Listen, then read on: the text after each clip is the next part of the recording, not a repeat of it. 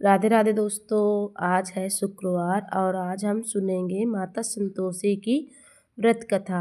माना जाता है कि यह कथा पढ़े बिना संतोषी माता का व्रत अधूरा होता है। संतोषी माता व्रत की पौराणिक कथा के अनुसार एक बुढ़िया माई थी। उसका एक ही पुत्र था। बुढ़िया पुत्र के विवाह के बाद बहू से घर के सारे काम करवाती थी, परंतु उसे ठीक से खाना नहीं देती थी। जब वह लड़का देखता पर माँ से कुछ भी नहीं कह पाता था। बहू दिन भर काम में लगी रहती थी, उपले थापती, रोटी रसोई करती, बर्तन साफ करती, कपड़े धोती और इसी में उसका सारा समय बीत जाता।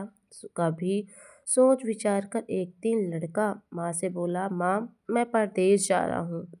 माँ को बेटे की बात पसंद आ गई तथा उसे जाने की आज्ञा दे दी। इसके बाद वह अपनी माँ पत्नी के पास जाकर बोला, मैं परदेश जा रहा हूँ, अपनी निशानी दे दो। बहू बोली, मेरे पास तो निशानी देने योग्य कुछ भी नहीं है। यह कहकर वह पति के चरणों में गिरकर रोने लगी। इससे पति के जूते पर गोबर के सने हुए हाथ से उसकी छाप बन गई। कुछ पुत्र के जाने के बाद सास के अत्याचार बढ़ते गए। एक दिन बहू दुखी होकर मंदिर चली गई। वहां उसने देखा कि बहुत सी स्त्रियां पूजा कर रही थी। तब उसने उन स्त्रियों से व्रत के बारे में जान पूछा तो वो बोली कि हम संतोषी माता का व्रत कर रही हैं, इससे सभी प्रकार के कष्टों का नाश होता है। स्त्रियों ने बताया कि शुक्रवार के दिन नहा धोकर एक लोटे में शुद्ध जल ले गुड़ चने का प्रसाद लेना और सच्चे मन से माँ का पूजन पाठ करना। खटाई अचार भूलकर भी मत खाना और ना ही किसी को देना। एक वक्त भोजन करना। व्रत विधि विधान सुनकर वह अपने पति प्रति शुक्रवार को संयम से व्रत करने लगी। माता की कृपा से सब कुछ दिनों के बाद उसका पति का पत्र आया। कुछ दिनों बाद पैसा भी आ गया। उसने प्रसन्न मन से फिर व्रत किया तथा मंदिर में जाकर अन्य स्त्रियों से बोली कि संतोषी माता की कृपा से अब हमें पति का पत्र आया और रुपया भी आया है। अन्य सभी स्त्रियों ने भी श्रद्धा से व्रत करने लगी।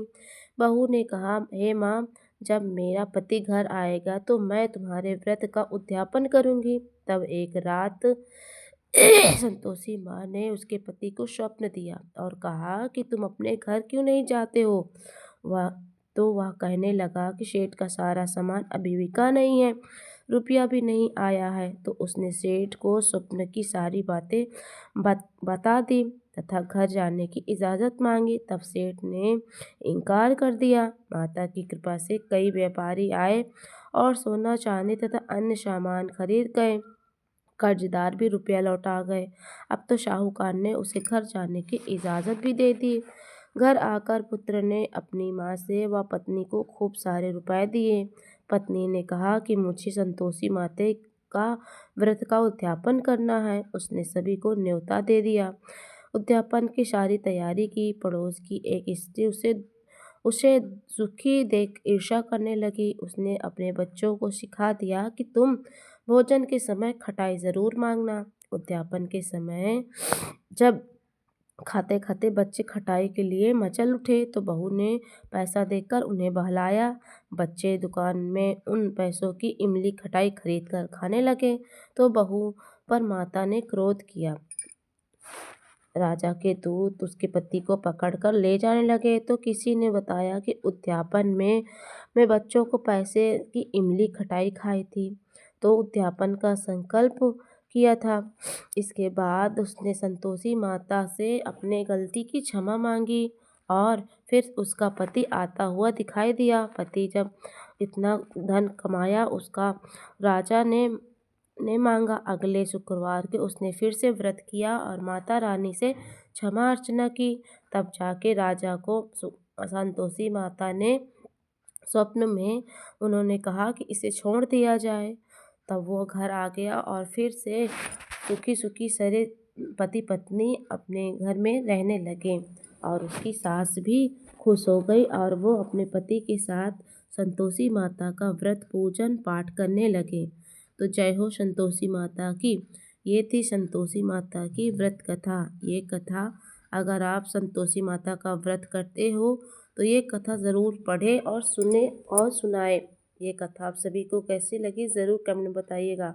अगर अच्छी लगी हो तो लाइक शेयर करना ना भूलें। जय संतोषी माँ, सभी को कष्टों को